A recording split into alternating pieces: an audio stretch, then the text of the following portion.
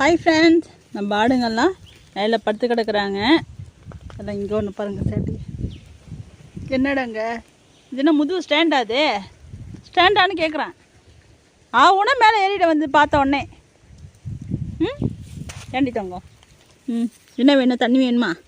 தண்ணி வேணுமா? இன்னும் எம்மா பெரிய பிள்ளை வரைக்கும் தண்ணி குடிக்கிறது? நான் தான் கேட்குறேன். போதும் போதும். நீ போய் குண்டானில் தண்ணி குடிங்க. என் தங்கத்துக்கெல்லாம் வெய்ய தாங்கலையா?